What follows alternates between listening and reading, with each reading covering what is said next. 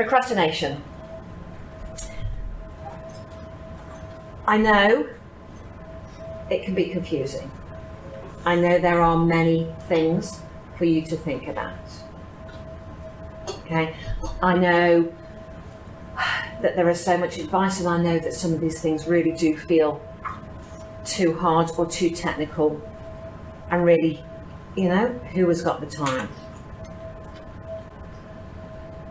Many practices are confused, they are overwhelmed, and as a result, they don't do anything.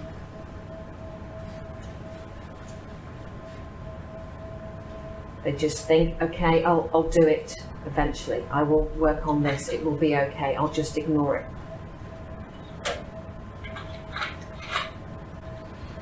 Practicing just north of Sydney. He wanted a new website. He came to us, he said, right, gonna do it. This is it, new website. Oh, but actually my logo's not quite right. So should we just do the logo? Oh, but if I'm doing the logo, then I need to get new uniforms, and the team's uniform, and then I need to get the right uniform, and the colours aren't right. So we got all of this done, and he said, oh, the photographer's coming. This is real. He said, I can't get the photographer in because the garden outside is not good enough for the photographer. Okay? There's always going to be something, yeah? We took the photos without the garden, just for the record. Okay?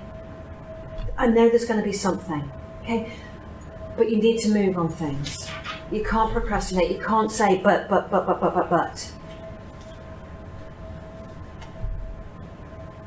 The longer you leave things,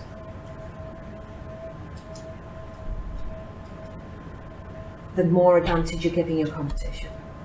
It is oversupply. There is a huge amount of competitors out there. I was giving this talk at the ADA in New South Wales, and there was a guy there that was easily mid-60s, and I kind of thought, all right, and this was a full day course, so it was an 8-hour seminar, and I thought, right, why is he there? So I kind of, chatted with everybody and said, how come you're here? He said, when I opened my practice 25 years ago, I was the only practice in town. Now there are 27 other practices. He said, I actually have to start marketing, and I need to understand this. I know. 27 competitors when he was the only game in town. So the longer you leave it, and I'm hoping that none of you are in that situation, the longer you leave it, the more advantage your competition gets, the more patients they will be taking or targeting. More stats. I must have known you were here. Okay, this is a search I did yesterday. If you're putting off your marketing, and this is just one example, in the last 30 days, this is how many people have Googled.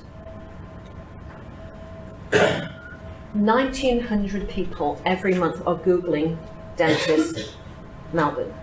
1,900 people are looking for a new dental practice.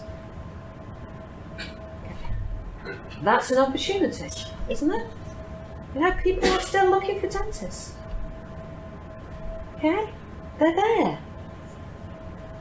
But if you're not there, and your competition are, do the numbers. How many months can you leave this? It's a cumulative effect. Our lives are defined by the opportunities, even the ones we miss.